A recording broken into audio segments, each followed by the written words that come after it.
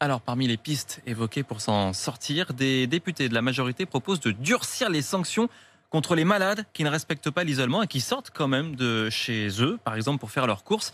Il est question d'une amende à 10 000 euros, Thomas Chupin.